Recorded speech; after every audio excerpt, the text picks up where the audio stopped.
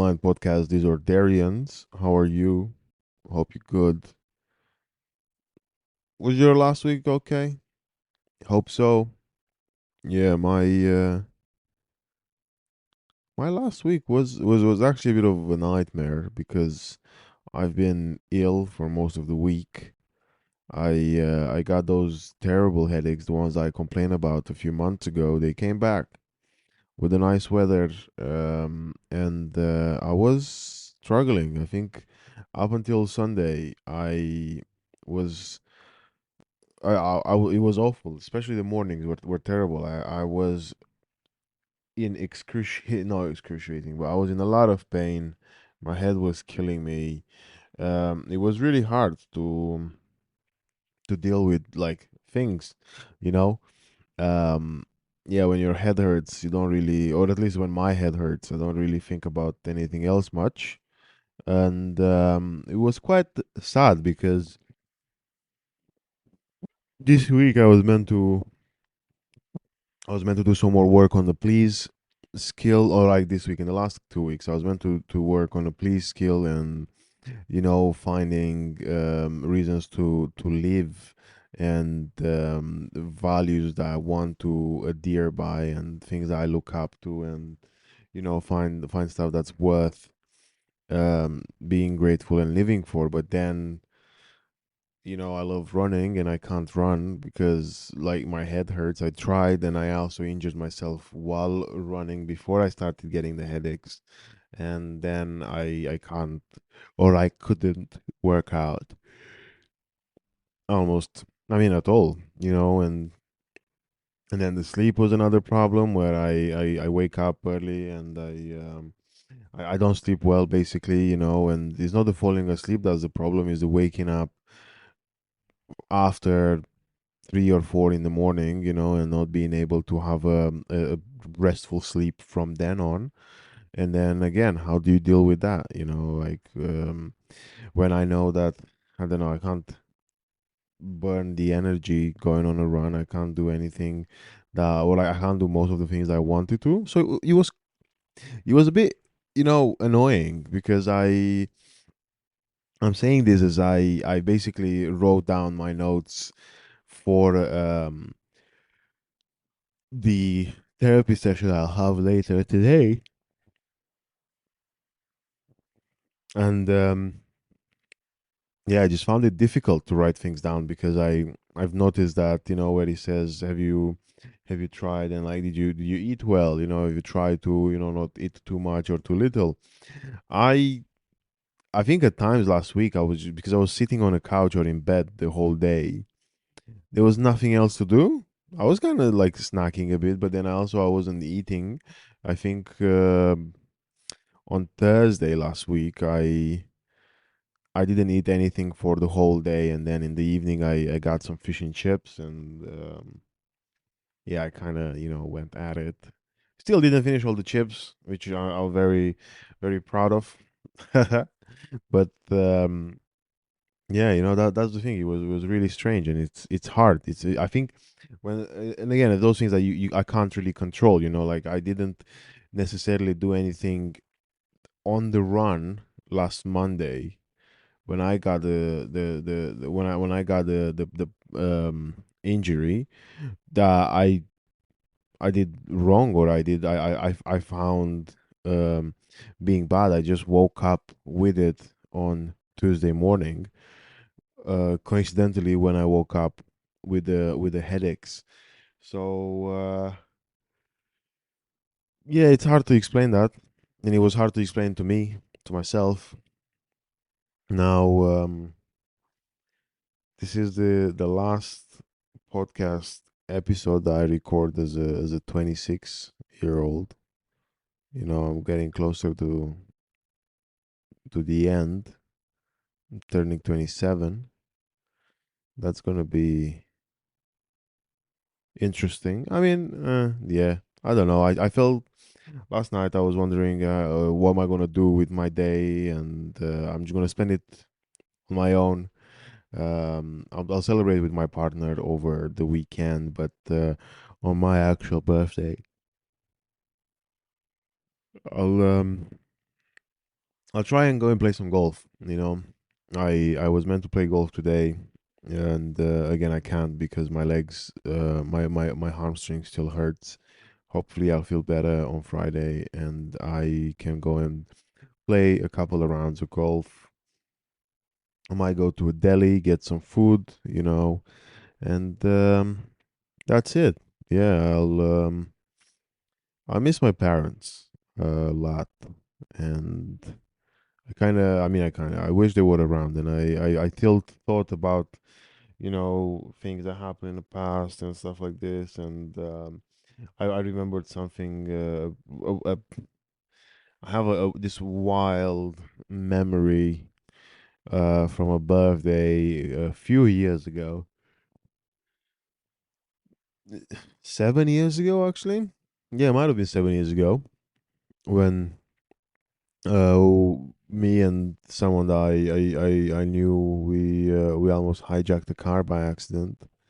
Which sounds wild, but yeah, we did. We were high as a kite, and it was a whole weird, strange situation. I haven't slept for I think at the time it was over 24 hours of not sleeping, drinking and doing other stuff, and then we were waiting for basically we got in the wrong car, and it turns out that the car that we got into was just someone who was waiting for their kids to come downstairs and go to school. So he didn't look very pleased when two adults, jumped on the back seats. He was actually scared that the driver was terrified. He was like, "Look, I don't want any trouble, boys. I'll give you all my money." And we were like, "What are you talking about? Are we not? Are you not the person who we meant to hang out with? You know?" And no, he wasn't. He wasn't. He was just someone again trying to get the kids ready to go to school. And yeah, we got out. We apologized. I think invited him to the party after he's dropping off the kids. He didn't come, which is understandable. But yeah. Well, you know what? This week's episode, it's a good one. I really enjoyed. I always enjoy speaking with Rowan. Is someone that I met through the another like comedy friend, Sang, who's going to be on the podcast soon as well. And yeah, speaking with Rowan, it's really he's just nice. I think he's got a very soothing voice. Is a very entertaining guy, and yeah, all the better to record this conversation and put it out here. And I hope you enjoy, folks. And I'll talk to you after. Bye. Enjoy the episode. Not bye. Enjoy the interview.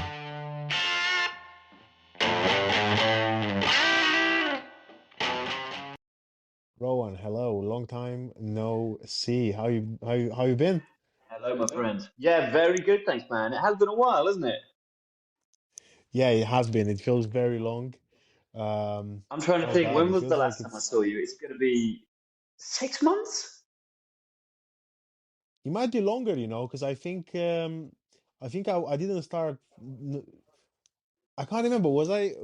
Did I tell you that I'm doing the therapy thing that I was doing like every Thursday? I don't. I think it's I longer don't know than if you 6 months. did.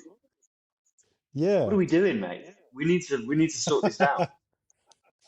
Yeah, well, I'm excited to, and hopefully, I want to come down to Tonbridge and do the hold the line, so Yeah, of we can course. hang then. Or Yeah, I would love to yeah, have you. when I mean, you're gigging regularly in London as well, right? That's right. Yeah, trying to get up 2 or 3 times a week, money permitting. But it's going okay so far. Nice. And what you've been up to like recently? How's your, I guess, week been, or have you been gigging much, or what you've been busy with? Well, actually, I'm doing a bit of acting in a play. I mean, down here in Tunbridge, I've just joined like an Amdram theatre group, and we're doing an Agatha Christie murder mystery. and I play the detective. And it's really nice. They're really like great people. I'm definitely the youngest person in the cast by about 40 years, but it's great. It's a great atmosphere. It's good energy. It's like really great to be a part of. So that's taken up a lot of my time, like a lot of line learning and I going to I don't rehearsals and see everything. I don't see Hercule Poirot, to be honest, when I look at you, but Yeah. Well, do you know what? It's okay because I see it in myself. So there's no. But this inspector, he's not Hercule Poirot. I wish he was. It is Agatha Christie, but it's a different inspector. I Hercule was a huge thing when I was a kid. It was actually my favorite, one of my favorite things on TV. We had in Romania was just Yeah. reruns of Hercule Poirot, and I love the guy. I think it is because he looked a bit like my dad. Oh yeah. I think he looks a bit like you as well. I think there's you've taken a bit of that. Thank you. Okay, well, I'll take that as a compliment, even though I'm not balding. Just to uh, No, mate, give yeah. it time. But I mean, it sounds like you've been, because you're doing loads of stuff, and you've been doing it. How long you've been around like comedy? I know you've been dabbling with like, I mean, you've done acting as well for a Yeah. while. How long has it been? When did you start? I started acting when I was 16. So that's well, I'm 33 now. So however long that is. But I know I've been doing stand-up comedy now for 13 years this year. Wow. 13 long years for my sins. So But I you still love obviously it. acting. Still enjoy it. Well, you Mm, should, because I think you're doing you're a great comedian as well. So it's thanks. always nice watching you perform. But so I imagine, were you drawn into comedy since you were a kid as well, or is it something that you, I guess, then discovered, as in, you were like, oh, I want to try this, or were you always set on doing stand-up comedy? How did you get around it? Well, so yeah, like I said, I started acting when I was 16, and then I studied it. I studied acting at uni, went to Bath University, and I didn't know this when I first went there. But in the second year, there was the option to take a module, which was just pure stand-up comedy. I was like, yeah, fuck it. Okay. I'd never thought. I guess I'd never thought about it before, really. And then when it was presented to me, I was like, yeah, I'll give that a go. I'll sign up for that. And I got into the class and everything. And obviously, it's a year long module. And it was great. I loved it. I got that's the highest marks I ever got at university because it's the only thing I ever really put effort into at uni. But yeah, it's sort of so you get into the first lecture, and my lecturer was a guy called Pat Welsh. He's a really great guy, um, and obviously you've not got any material or anything, and he gives you a rough idea of how the year's going to work. And then at the end of that first class, he was like, "I've got a surprise for you. Everyone's going to get up the stage and do 2 minutes and just say something funny and get up." And obviously everyone's like, "Oh fuck." It's the first class. We haven't written anything. We don't even know the first thing about it. So everyone's just getting up, and then it's my go, and then I tell a story about taking a shit in McDonald's, which looking back was really bizarre. But it was kind of funny to me. I think it had happened the week before, and I just came up and like I just went on for this story for like 2 minutes. And it's just like you probably remember yourself, like that first time you get up on stage, it's just like, wow, just this huge buzz. I mean, it just kind of it took hold from me taking a shit in McDonald's to this day. Have you used that into an actual, like, have you used that into your comedy bit since then? The taking it? Or like, have you, No, yeah. no, I No never have way. actually. Yeah, that's weird. Now that I think about it, that is odd, isn't it? Because to me, it was just a I, funny I, story. I can't even remember what the specifics of it were. But maybe I could go back. Maybe I could like think about that and bring it back for my 13-year anniversary. look, the thing is, you never know. And that's why I was just curious, because I sometimes, especially because I do storytelling. Um, Yeah, Sometimes I always think about how, um, I'd say a story, and then now the more I rewrite it and I try stuff, and I constantly go through my notebooks. I mean, I've been in comedy. I've been doing comedy for about 2.5 years, so I don't have that much writing, Mm, but I still have quite a bit. So I often yeah. do end up going through my old textbooks and just seeing stuff that I've written down, and then try to rewrite. And I was just curious, but obviously, like in those like 13 years, so after you graduated, you didn't stay in England, right? You moved. Correct. No, You've been traveling for a while. I have, I did. So I graduated. Then I stuck around for about a year. Comedy wise, I was, going up and down the country a little bit. But then, yeah, I went traveling. I went to Canada, first of all. Then I did a little brief stint in South America, and then ended up in South Korea. And I stayed in South Korea for about 7 years. Came back to the UK about W- 2 years ago. What do you do in comedy when you were around these countries as well, or did you stop it? I did a bit of comedy in Toronto, in Canada. How was I don't that? think I did anything. Oh, it was really good. Yeah, really good scene out there. They love like British humor. That's like a huge thing. No I way. was really like just walking through the door with this accent. They really, really enjoyed that. Yeah, and looking back, I didn't take enough advantage of my time in Toronto. I think I only got up on stage like 7 or 8 times, maybe in the 6 months that I was there, maybe. But it was really good crack, good scene. Definitely go Did you if you get get the to chance, you go check it out. did you get to cross paths with any comedians from Canada in UK? Because I know there is like loads of Canadian comedians actually coming over. Nah, do you know what? No. But what's odd is there is a comedian who's from Toronto who I did meet in Korea. Her name's Simone Park. And she's either in the UK now or has sort of traveled to the UK recently. So that's made me think maybe I should reach out to her and like see if she can, I don't know, get me some stage time in Toronto sometime.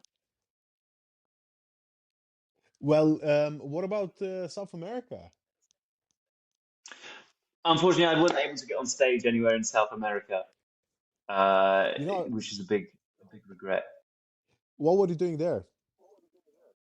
Volunteering, volunteering for a Oh, no charity out way. there. That's lovely. How long have you Yeah. done that for?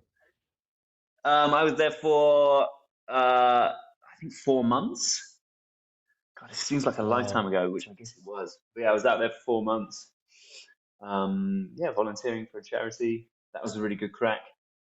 But I don't think I was in Bolivia and in La Paz, which is one of the big cities there. I don't think there's any stand-up comedy there. So if I did try and do it, I'd be the only person like doing it, which would be a bit awkward maybe. What about South Korea? What was it like being there and doing comedy? South Korea was good, so that's where I spent most of my time while I was away. There for about 7 years teaching English. Um, Stand-up comedy there, a bit of a roller coaster to be honest. There was some really good times and some really rough times. You're obviously good friends with Sam, mutual friend of ours, right? Yes. Sang Park. Yeah. Yeah, he'll tell you all about it as well. But when I first got there, it was quite a strong scene. It was easy to sort of integrate into just as an act, to get up on stage, telling joke again with a British accent. I think I'm mainly performing to American soldiers or Korean people who know about like Doctor Who and Harry Potter and that kind of thing. So Wow. I think it was quite easy to integrate into that. And at some point in the time that I was there, the scene fully crashed. Like a lot of people left, and it was left. The management was left to a few people who weren't up to the task of taking over, I think, and it sort of nosedived into the ground. So for about a year, there was nothing. Then after that year, myself and a couple of friends, Chris James being one of them, who's a New York comedian, decided we'd pick it up again. So we went like sort of searching for a venue, found this nice little pub, and they let us do an open mic there, and then it just sort of like very slowly from there, sort of went from nothing, like zero. I think in that first open mic, like three comedians turned up, and like two audience members, and it was like absolutely dire. But we just like kept doing it, kept doing it, and then slowly people wanted to try it.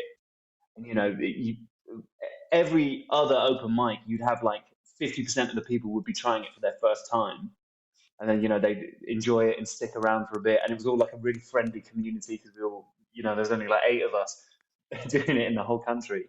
And it just sort of like picked up again from there. And then when Sang came back from Australia, he came back to a reasonably strong scene, and that's kind of when I handed it off to him, and he actually took over from for organising it, along with other people as well. There's a few other names, Fernando Kim. I know because I know these people are going to listen to this podcast. They're going to want to know, so I need to say their names. But yeah, there's a few other people who like sort of took it off, and it's actually if you were to go to South Korea now, there's like a surprisingly really strong scene. Like you get on stage maybe twice, three times a week, which for a non-English, a country that isn't doesn't have English as its main language, that's pretty impressive, I think. And what city was it? Like, what are we talking about? Is it the capital? Was it Seoul or Yeah, was it capital city, Seoul. Yeah, Seoul. Seoul? Have you ever been? And how You've did never you? been, have you? No, never. Nah, man, it's great. It's such a great city. It's like full on 24 hours, everything there, anything you could want delivered to your house. It's the best. It makes Tunbridge seem a bit slow in comparison. What about London? Um, in comparison to Seoul, London's shit, to be honest. A lot of people aren't going to like to hear that. But then here's the thing, I don't really like London very much. I don't want to like start a vendetta with all the people from London. But I don't get the appeal of London, to be honest. It's too sprawling. It sprawls out, and it's difficult to like navigate. I like everything sort Oh, of. I like the chaos and like the hustle bustle of everything, but it's got to be in sort of a contained area. Whereas London, I feel like is just spread out over miles and miles and miles. So it's well, not my cup of tea. it's funny that you say that because I've realized I've been here for about a year and a half now, and I think I've only doubled uh, maybe like 3, 4 times just because of like Yeah. how hard it is to go places. I don't understand how other people do Right. it. Because to me, Yeah. I It's get you, mad. you know. I think when I was because you were saying when you before you travel, or how about now? Like, do you still travel around doing stand-up comedy, or are you still like based in around like Kent area? So yeah, mainly based in Kent. I do. It's either Kent or London. Like I get out of Tunbridge a little bit. I'm not originally from here as well. I should shout out Cornwall, which is where I'm originally from. But I moved when I came back from South Korea. I moved to Tunbridge. Yeah, I do a bit around Kent, and I go to London whenever I can. But I don't. The irony is, I do less now. I'm older than when I was a kid. So when I graduated, I was lucky enough to get signed onto an agency, and they would like get me gigs, and I had the energy, if not the money, to go to all these places and go to travel to Birmingham and Manchester, Liverpool, whatever. Now now I'm a bit older, and the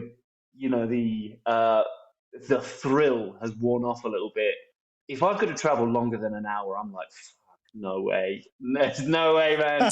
I just put my slippers on, turn on the TV. Do you know what I mean? No, I think it makes a lot of sense, and the reason why I was asking is because I was gonna say that when I was in Manchester when I started doing comedy, I was like doubling, you know, I think at one point I could do 3 shows a night, and it was Mm. quite easier, you know, to get from one location to another. You kind of like you if you timed it well, you were fine. While yeah, in London, it's just so hard. And I again, I see your Yeah. point. Even though I don't mind London. I think it's a nice place to be, but it's I agree with you. I don't know. I don't know what like the other side of hectic is because like London is the biggest city that I lived in. You know, I've never. Yeah. I mean, I come from a place in Romania where you know you're if you're lucky the bus comes. You know, kind of thing where you just like If you wait can. in the yeah wait in a bus stop and you're like, well, maybe it's Yeah. coming, maybe it's not. We'll never know. You got a Right. lot of Okay. hate Sounds a lot like there. Cornwall in that regard. Really? Yeah, man. Well, Cornwall's a lot better these days than it used to be, but growing up, it's tough down there. Have you ever been to But Cornwall? no, I haven't actually. What's your idea of Cornwall? Actually, I have no idea. I think it's like a town. It's like a village. I don't know. It is like a village. Yeah, you are right. But yeah, it's a county, but sort of that got left behind in the 1970s and just hasn't sort of caught up with everywhere Is else it yet. like Although, like I said, it's a houses? lot better than it used to be. Yeah, yeah, it's like, is it how? Yeah, we've got houses. What are you talking about? No, but all I'm saying is, as in like actual like terrace houses, or do you have like Did you think flats we all and live like? in like mud huts with No, no, no. like I straw meant roofs? no. I meant more like because the idea of a small city or a village to me is like, for example, the place where my mom is originally from, they have one flat building, like the Oh whole yeah, town. Yeah, okay. like everyone lives in a Oh house. right, right. Okay, I see what you're That's what I asking. meant. Yes, in Oh, like okay. actual. So in the entire, there must be flat buildings in Cornwall. In the town that I'm from, Camborne. God, I don't think there is. I don't think there's one building of flats. I think it's all houses, all small granite houses. It's a very quaint town. Parts of it are very pretty, but it's like I said, it's a little bit of a throwback. So how like well, you had all this again. You grew in a little, or like you come from a small place. Where was this desire to like travel around? Like, were you always like this, or was it something that um, were you always like, oh, I just want to go out and like I want to see place, I want to do stuff, or like how did you get to be so, keen on traveling around, or like to be Yeah, well, so. sure. I think it's because I did grow up in a small town. I think I moved out at the first opportunity, first chance I could get. I went to university, and I think everything I've ever, this is going to sound horrible, but I'll just say it, fuck it. Everything I've ever done of worth has to been to like stop me from ever going back to a small town to live. I'm currently in Tunbridge. I appreciate that, but it is quite close to London. But like every move I make is to keep me away from living in that small town.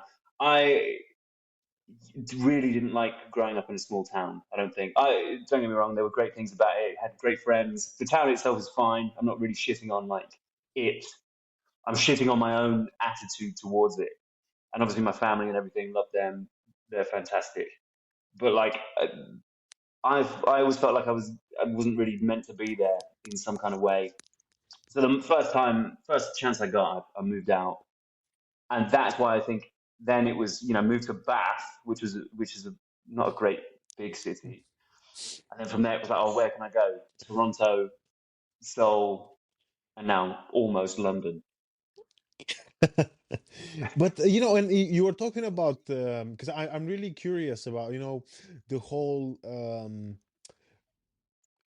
comedy scene and like being involved in comedy in Korea. And when you were saying about Mm. like the changes in the scene, just to put it in perspective, was that before like was that before COVID, like 2019, or like what was the dip about, and how did you like, I don't know, I'm just curious, how did the like a comedian from UK end up like picking not picking but being like one of the influential people, like trying to like rebuild build it, Yeah. because it sounds wild to think that the I guess a country's comedy scene is dependent on like on a handful of comedians. Yeah, that is kind of weird when you think about it, isn't it? I think the main thing that it was, thinking back. So first of all, this that whole thing was way before COVID. It had nothing to do with COVID at all. Right, right, right, right. See, thinking back, I think it was because obviously and this would be the same for a lot of expat-based scenes. All the people who organize it are very transient people, so they're like sort of teachers. or people who were in a different country to only live there for a couple of years. And I think Right. just before this dip, I remember it was a bit of just a badly coincidental exodus of people who were important in the scene. You know, the sort of three, four, five pillars of the community all decided to leave within 6 months of each other. Right. And then the next people down on the list, or the whatever you want to call it, just weren't quite ready to handle the administration and the kind of work to put in to keep something afloat. So it took a nosedive quickly after that, unfortunately. Wow. And how long after, like, how long did this happen after you got there? 2 years, maybe? 2 years in. Yeah, Okay, that so you sounds still had about like right. Yeah, about 2 years. you had 5 years of, picking it up, Yeah. working around. And what So what was yeah, it like? What go on. Yeah, what was it like? Like doing comedy, and again, like I imagine, like you said, you were doing it in English anyway. But were you in any way different, or have you picked up like? Did you have to change much? I guess in from the way you started when you did comedy to when you started doing Yeah, it in Toronto and then in Seoul, and like being in Seoul for so long. yeah, Did things change? 100%, 100%. Yeah, I remember when I first got to Korea. At this point, I've been doing stand-up comedy for 5, 6 years. Quite confident in myself, knew my stuff. At least I thought I did. First couple of gigs in South Korea I did, I bombed so hard. It was really like a real bump down to earth, because it's either American people or Korean people sort of practicing their English, and that's great, but don't always fully get the nuances of what you're trying to say. And I think the sort of dry, deadpan British humor that I was bringing over didn't translate very well, and I was getting more or less silence for the 5, 10 minutes I was on stage. So I had to adapt. So I fully changed myself. Like, 'cause you probably see me now. I guess you wouldn't describe me as a deadpan comedian. Would that be No, fair to that's say? why No, it was really. because that's what I used to be. I used to be very deadpan and very like that flat sort of dry delivery, but it wasn't working out there. So I thought I would take a bit of the American style. I thought I'd give it a bit more energy, and it survived to this day. And I'm really glad that actually I made that development, because because I'm quite pleased with the comedian I am at the moment. That's so interesting because that's what I was also going to ask you if you brought it back when you came back to the UK, like, and also like, what did it feel like to then readjust to doing comedy in the UK, after again you've done it in South Korea, you were like, okay, Mm. cool, I get like again who I am, I know what I want to do, and then you come back in the UK, and was it like, I don't know, did you have any sort of like cultural shock, or anything like that? Yeah, yeah, I really did actually. Do you know what? Gotta be honest with you, it doesn't reflect very well on me, I don't think. Because I'll tell you why it was. I was out in South Korea, out there for 7 years almost. Made quite a good name for myself. Was pretty successful out there. Came back to the London scene, and it was a bit of a culture shock. Like, nobody knew who I was. No one gave a fuck about me, to be honest.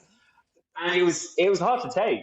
It was honestly like a really hard pill to swallow. It sounds, serves me right for being so arrogant and so prideful, maybe.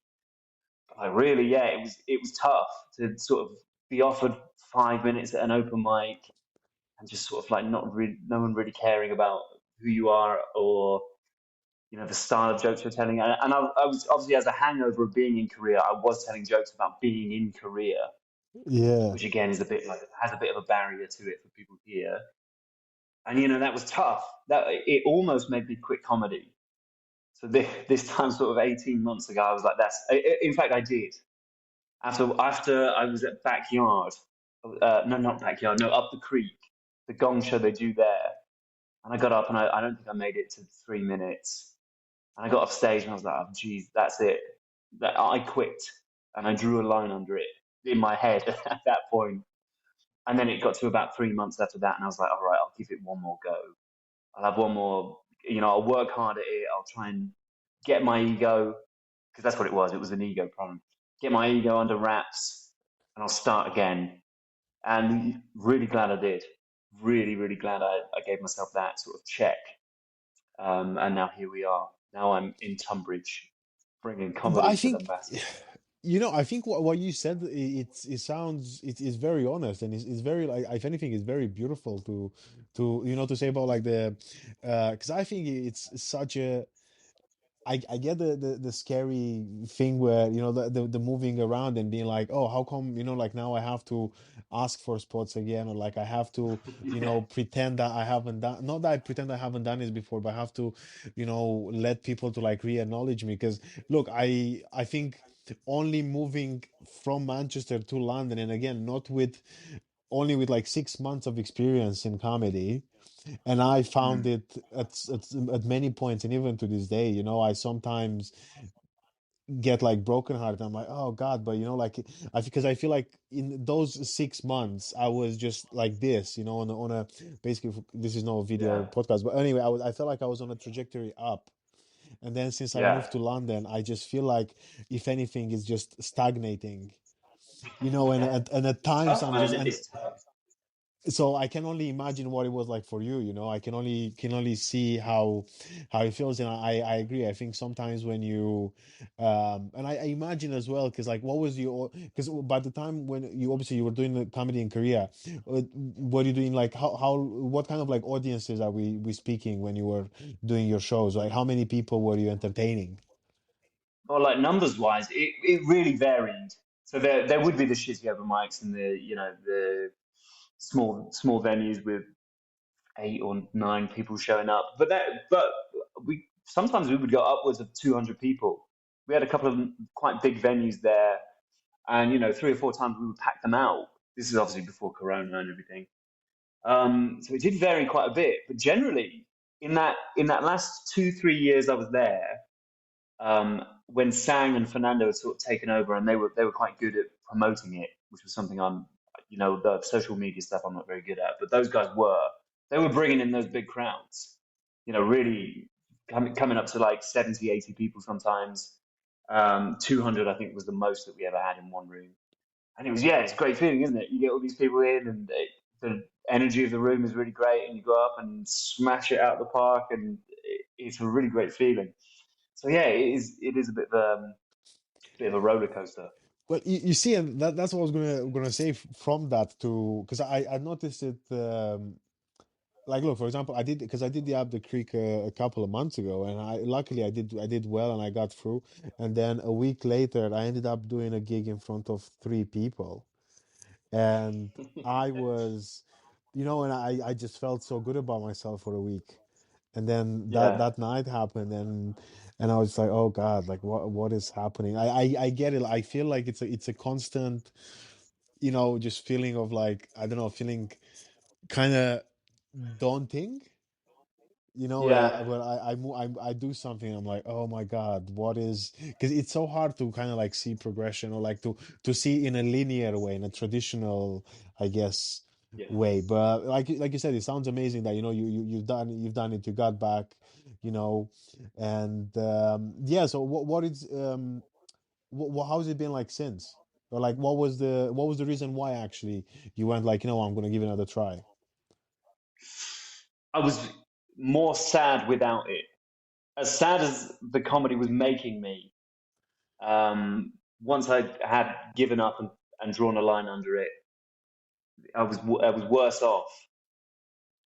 So I just thought, might as well give it one more go. You know, uh, what if I never, what if I never find out what happens if I give it one more go? There's always that little voice in your head. Yeah. I can't remember. I don't actually remember what the first gig back was. It might very well have been Hold the Line in Tunbridge. But yeah, I think just came back to it with that different mindset and set me up. And that's about 18 months ago now. So it's been, like you said, it's never a trajectory upwards, is it? It'll go up for a bit, but then it'll plateau Yeah. and then maybe even drop a bit. it's been that since then. But I've come to become I'm more at peace with it. I'm quite happy to have that roller coaster now, and not have it not have it affect me as much as it used to. What is it like, or what was it like, again, the whole change of, um let's get a little bit more into that, or like again, leaving South Korea, coming back to England. You've decided to live in like Tonbridge, like I said, it's closer to it's close to London, so you can always stay between the places. You ended up like starting. I mean, I know you're co creator of Hold the Line, or are you the creator of Yeah, Hold the Line? So co-create. If you're talking about Jack, yeah, me and Jack, yeah. and So and how, it was like, another guy as well called Nick. so you see, like, when you came, like, how long into it did you know that you're gonna start your own night, you're gonna start doing all these things, or was it just something that you naturally, I don't know, you just came across and you're like, oh, might as well. I'm just curious because I have no energy for any. I think I've hosted two charity gigs once, not Yeah. one at the same time, but as in like in the interval of a couple of months, and I felt like that was the most like energy draining activity I've ever done. Yeah, And it's that's why I'm just it's curious, a like, lot of work. how do you like, how long after, when you did you have a plan per se when you moved back to the UK, or did you just play it by the ear? I guess I didn't have a hard plan, but I knew I wanted to keep the skills I've gained as a producer out in South Korea. I did want to bring them here. So now I'm dedicating thought to it. I think I do remember the first gig back. So that night happened at Up the Creek, feeling really shitty about myself. But at this point, we'd already sort of put the wheels in motion for Hold the Line. We hadn't had our first night yet, but it was coming. And then that first night, I didn't perform because I was still fucked up from the other one. So I was just like, all right, I'm just going to sit back and I'm just going to produce it. And it went very well. It was a really good night. And then I thought, right, the next Hold the Line, the second one, I'm going to go up. I'm going to go up and I'm going to do 10 minutes. And that's how it sort of how it snowballed from there. But in answer to your actual question, I didn't have a real plan to do it. Just me and Jack and this guy Nick. We all kind of were into comedy in a vague sense. Jack wasn't actually a comedian at the time, but although he did get to try it, Nick had done a few gigs before. So we just thought, fuck it, we'll try and put on a show down here in Tunbridge where nothing like that happens. And it was really successful, went really well. We were really pleased. Uh, Jack and Nick are no longer involved in Hold the Line. We've got Roxanne, who now does all our social media and everything. She's really great. And we're coming up for 2 years, I think, coming on for Hold the Line. So, oh no, is it 2 years? I think it's 18 months. Don't get too excited by the 2 year thing. But yeah, it's really really going well. This is brilliant. Yeah, And we need to it's get you all, down, my man. We keep talking I about it, know, but you've not come I down know, yet. yeah. And I was meant to, and I last year, it's been a very like strange year because of the my like whole health and mental health, and getting diagnosed and Yeah, going through hospital and stuff like that. So I know that I had to cancel on, I think, was around April. Yeah, that's around last year when I got diagnosed. was So, and yeah, then since then I've always been cautious at like booking nights, because I hate canceling on stuff, because I feel like, sure. sometimes I'm like, oh, I'm such a piece of shit, and then I have to cancel on something. I'm like, I'm even a bigger piece of shit than I already thought I was. So that's why now I'm usually the kind of guy who goes like, oh, last minute spots, or like, oh, last minute, like, let me jump here and there. But Yeah, I'm getting more organized, and I want to do it because I love. I don't know if you've done gig. That's what I was asking. I was going to ask, what's it like at Hold the Line? Like, is it a regular audience? Do you get new people, or like, what's the vibe like? Because I love yeah. gigging outside of London. That's the thing. I absolutely Mm. adore people in like towns around bigger cities. just because it Yeah. just feels so beautiful. And yeah, just curious, what's it like? We do get a lot of repeat audience members, and it's quite nice because they're usually the people who are kind of famous around town, like the people who could have the propensity to get drunk and be a bit mouthy. You know, those lovable sort of drunks. We get them Yeah. all in, and we have like banter every time they come in. But obviously, it's the audience members are people from the town, so they all know each other. And when we're bouncing off of those people, it just adds to the night. So it's a real, quite a good community sort of feeling with it. You see, this is why I find this sort of comedy. And then what it do you find massive differences between, gigging in Tonbridge, for example, or like gigging in Kent and then coming to London? Because the reason I'm asking is because I feel like, in London it feels more like I demand, as in, like, the audience demands for you to do well, while outside they are Right. kind of like rooting for you to do well. Do you notice that, or like, do you Right. feel Right. anything? Yeah, no, I guess I do. I wouldn't have come up with that myself organically, but now you said it, I do agree. That is right. I often find in London the audiences are a lot more focused. Like it doesn't matter how many people are in the crowd. It could be two people, it could be 20 people, but they're all like they're very much laser focused on you. And then they don't want to shout out or talk amongst themselves, or even sometimes a little bit reticent to do crowd work if you're going to do that. Without in the sticks, people are really up for it. You know, they're shouting things out and being a bit rowdy, a bit raucous, which I kind of like. So it's definitely different. Do you do a lot of crowd work as a part of your act now? I do, yeah. I'm a bit of Oh. a crowd work fan, to be honest. I know a lot of people don't like it, but I think it's since I started doing a lot more hosting again out in South Korea. I did a bit more hosting, and just sort of developed a bit of a like for the crowd work. I like to think that I get up on stage and I sort of bring people in.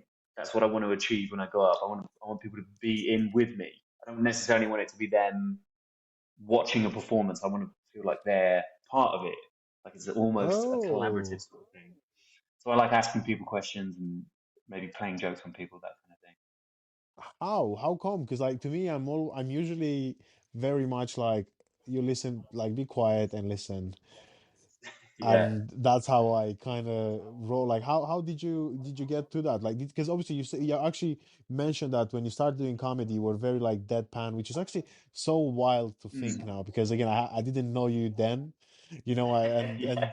to think of you as like being deadpan and being like almost like sarcastic. I'm just like, how is this possible? It sounds I'm a very different strange. But man. anyway, how, yeah, like, wait, because I actually lost my train of thought now.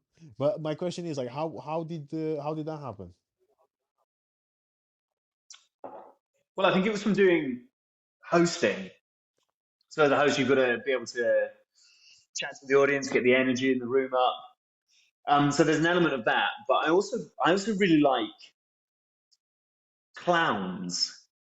I don't know if you've seen a lot of clowns. Have you seen many? Not like the not necessarily the red nose and like the face paint kind of guys, but like those theatrical clowns who often sort of include the audience.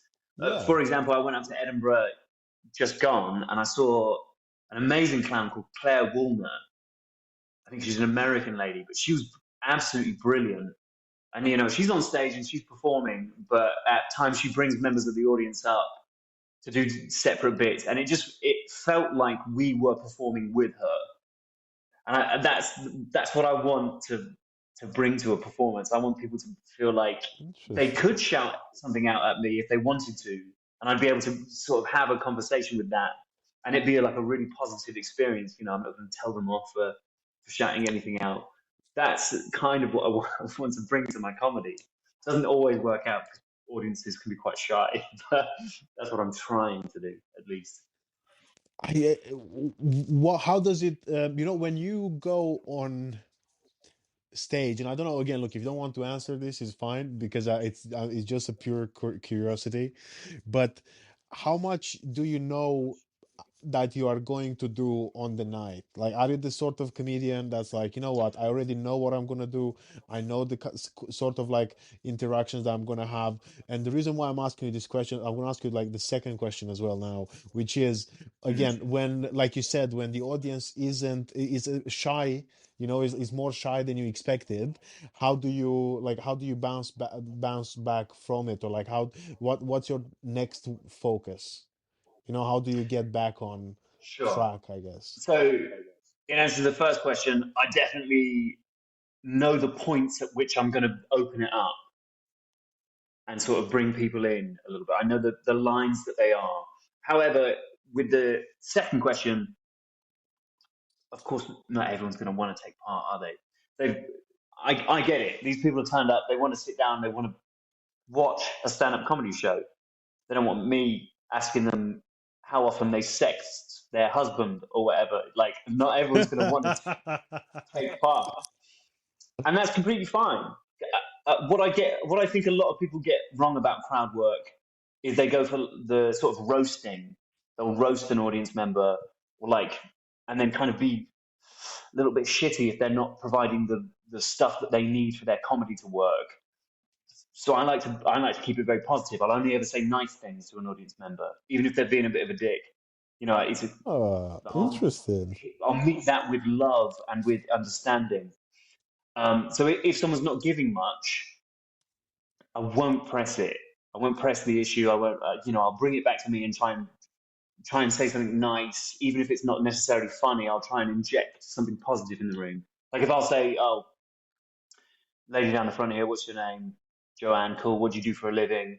Accounting. What's your favorite number?"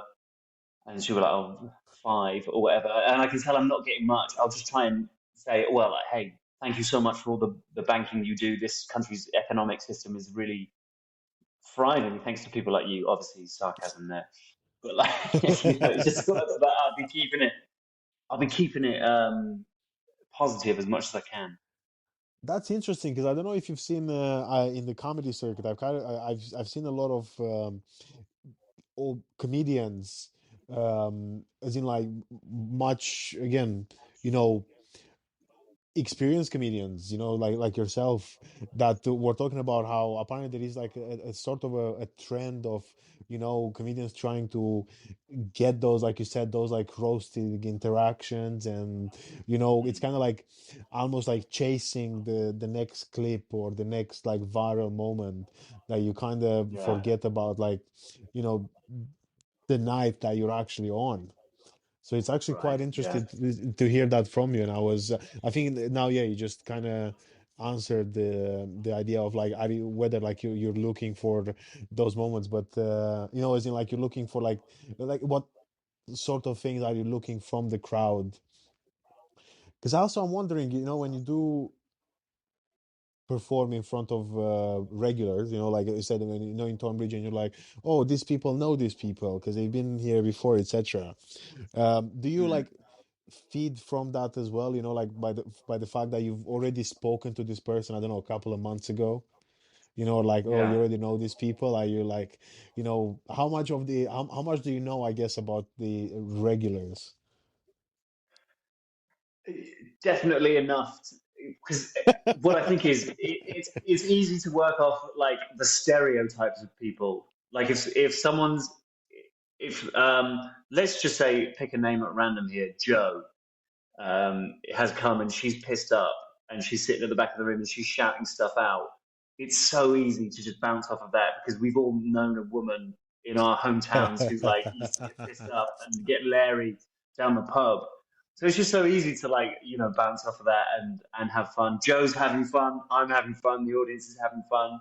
So it's never really an issue because everyone's just on that same page, I think. Well, what about what's next for you? What are you doing at the moment? What are you doing like coming up? um yeah. Yeah. Well. I've very recently decided that I'm going to get out of Tunbridge. I'm out of here in August. I'm going to live in Bristol. Interesting. Yeah, going to make the move over there. Um, Quite excited about that. I hear there's a good stand-up comedy scene there. Before that, though, got a solo show in Tunbridge Wells. So at the Tunbridge Wells Fringe, which is going to be really good. Just setting things up for that. Um, Gotta get. Oh, yeah, that reminds me. Actually, I need to get some headshots done. It's always something in it. There's never 5 minutes I can take for myself. But yeah, we're gonna do that. That's gonna be really good. Will you come It's down and nice check that that you out? remind. Yes, if Yeah, it's a man. Sunday or if it's a Sunday or it's a day when I'm off work, yes, I will come down. Yeah. Like I promise you on here. Yeah, cool, man. What's next for you? You haven't talked much about your comedy. Come on, man. I know it's your podcast. Let's hear what you've got to say. What's next? What's next for me? Well, I'm doing a lot of work. Um, I think comedy wise, I'm doing I'm not really well. I'm doing well. I'm starting getting. I'm doing again the like Angel Comedy Club quite a few times. I'm doing the backyard in May, like, around the time when this is coming Mm, up. Up the creek, done it. Um, like I'm breaking through, which is nice. I'm looking for places good. outside of London to start and gig on Mm, the days when I'm off from my day job. At the moment, I had to take it a little bit slower because um, I've got diagnosed, I think, like last week with something called vertigo migraine. So because of that, like I'm on a treatment thing now for a few weeks to reduce like my headaches mm, and pain tolerance. To get it like back on track. So that's why I haven't gigged as much because I get sick from like riding the tube for like 5 minutes. So cool. yeah, that was a bit like hard. Yeah. Hopefully we get some more like exciting people on the podcast. I've Mm, sent a couple of emails to some like um, people today as well. A lot of work because I'm based in East London, so I'm yeah. actually interviewing in a couple of in a month. I'm interviewing the person who created this place called E11 Kindness. So it's basically Okay. like it's just like a social group, for like to support people locally. So that's beautiful. That's something that I'm focused on at the Nice. moment. I want to, yeah. Mm, I've spoken with quite weird. I stumbled upon a mental health nurse on the tube on my way to work, and we ended up like chatting for 20 minutes for like, basically the whole like remainder of the ride, and we swapped mm, phone numbers, and I'm meeting them for coffee, and I'm going to like try and get some work, basically like to help out some like places around, in East yeah. London, in the community to try, because yeah, ultimately with the borderline podcast disorder, it's about creating the awareness around like mental, not just creating, because I think there is a lot of awareness already, but just keeping it up, and to show Mm, that people with bipolar, borderline disorder, etc., they can still live and they can still have I don't know, a thriving life, even though mine's pretty bang on average, to be honest. come Um, on, mate. You've got a lovely hat. What else do you want? yeah, yeah, that's true. Like, that's the thing. It's good. It's better than it was, and it's hopefully not as good as it can be. Right. The only way's up, baby. Exactly. So yeah, that's what's up with me. It's nice. I think it's been about like, I don't know, Jesus Christ. Now I think it's been like 5 years since I haven't looked forward to anything. And now I feel like I do look forward to stuff, which is quite wild for me. And I sometimes I feel a bit like childish, like, because I'm just like, Yeah. oh, I feel like I grew up from 17 to like 75, and now I'm back at, being like in my 20s, and I'm like, oh shit. Here you go. Here's life laid on for you, my friend. Well, yeah, somehow in some aspects, which is nice. March, because that's when we're recording. It's always a difficult month because it's meant to be my parents' birthdays, so I always feel like very Right. emotional around this time of the year. Um, but it's all good, because I think Yeah. I mean, I'm probably sure they wouldn't listen to this, to be honest. Mostly because they don't speak English or they didn't speak English. Um, Yeah. but Hey, but yeah. if we could send this podcast out to them, how can I say it in Romanian? How do I say like, hey guys, love you?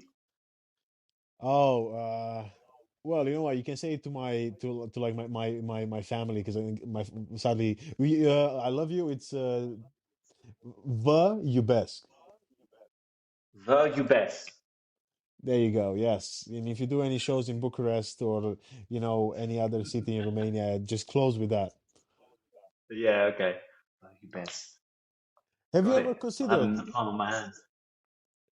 Have you ever What? considered doing comedy in like Eastern Europe? Yeah, definitely. I'd do that. Is there a big scene out in Romania? Sign me up, You mate. You're know, the man with the connections. interestingly enough, yes, in Bucharest, it's the same. I think as Seoul. Like you do because of um, the amount of foreign people that move to Bucharest because of the office works and everything. We do actually Mm. have again, it's not a huge comedy, and I actually think English speaking comedy scene. It's usually people going there to do a couple of gigs and then they go back. So like it's not as in Yeah. like living there, but yeah, actually, you know what? I'll send you the details because there are some people actually from UK who organize shows in Oh, Romania. yeah. Why don't we go out together?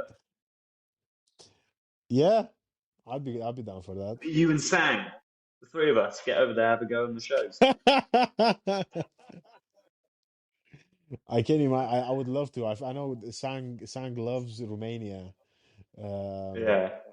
yeah, for many reasons. Uh, me mostly, but Yeah, that's it.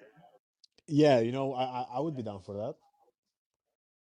Awesome, Actually, man. you know That'd be what? great. This is a thing. When this is coming out, or around this time, in because in April I'm doing my first Romanian speaking gig in England. Really? Yeah, and it's so I'm freaking out, man, because I don't know how to like writing wise. I have some stories that I've been writing in Romanian. And I feel like they're okay, but I really struggle because I think in English, which is strange. But like when I write and when I try to like build jokes, I Yeah. become like you know punchline or like set up punchline, set up punchline, set up punchline. And now when I Mm. have to translate it, I don't try to translate because I know jokes don't necessarily translate, but I'm trying to write in Sure. Romanian, and it's so hard. Yeah, I bet. As well, you've only ever done it in English. You've never. This is Yeah. your first time trying it in Romanian. It's Well, so it's my interesting, second man. time. Yeah, I did a Yeah. TV show in Romania, which I absolutely bombed because I did some stuff that because I thought I was like 6 months in comedy, and I thought, oh, I could be like Yeah. Jerry Seinfeld, just like right on the plane on his way to like Yeah. the like a night show. And I wrote this stuff in the airplane. I was like, oh shit, okay, I'll go and do it on TV. Didn't do well. And then it was like, oh, I need to do another gig because I can't just like leave the country feeling like the biggest piece of In shit. So shame. I managed to get a spot at the comedy club in Bucharest. And on the way there, I've basically the same stuff that I wrote on the airplane. I just translated it word by word. And I was like, I'm just gonna go and do it in Romanian. And I did it in Romanian, and I think it were, but again, it's hard to tell because people were laughing. I don't know how hard and like whether they were laughing to make me feel better, but they were laughing, and but yeah, now is Mm. like the first time when I'm seriously doing it in Romanian, so I'm quite yeah, I'm a bit nervous as well because I think I'm gonna meet one of my favorite comedians from Romania because that's the reason why I'm doing the gig. Yeah, because there are Mm. Romanian comedians touring in UK, and they want Oh, like people nice. who are here to like do the opening for them and stuff. So that's gonna be, So where's and that? again, it can Where's that gig gonna be? the one that I'm gonna do is in Northampton, All right. Okay. which I don't know what it is. Neither do I. I'm trying to seem like I did know where it was there, but if we're Yeah. being honest, I have no idea. I know they have a football team, I think, in League Two or Vanarama, but that's Hmm. it. That's all I know. And Let me know how it goes though. When is that? April, it's a Thursday in April, but I don't know. I think it's like middle of April. Okay. Let me know. I'm interested as to Yeah. how that will go. So that will probably again. I might go. You know what? Fuck it. I'm never going to do comedy at this room. I feel like this is actually the easy thing about like being a international comedian, that maybe at least I Hmm. can be like, you know what? Because I remember after I bombed in Romania, I was like, I'm never doing comedy in Romania. Yeah.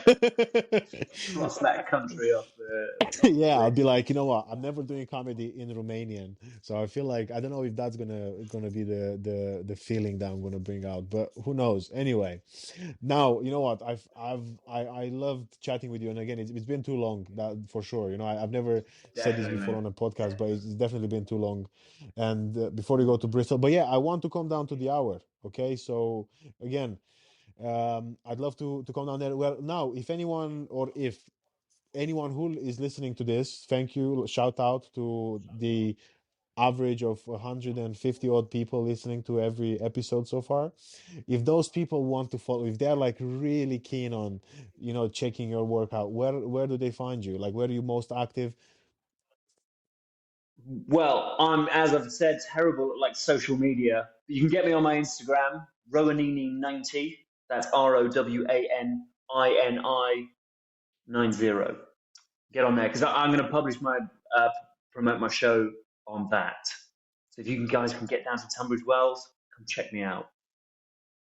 Beautiful. Well, you know what? It was lovely chatting with you. You We'll too, my catch you friend. later. Look after yourself. See you soon. Ciao. See ya. Ciao.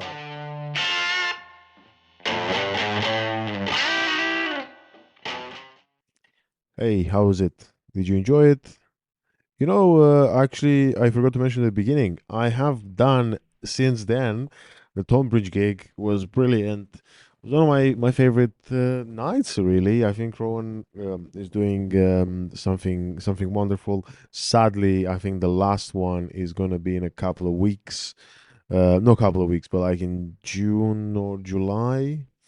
Um, which is sad actually now, because I've seen how cool it was, and I really enjoyed it. But yeah, I hope you enjoyed the chat that I had. Enjoy listening to the chat I had with Rowan. He's got again, he's got some like comedy shows coming up, so check out his social media.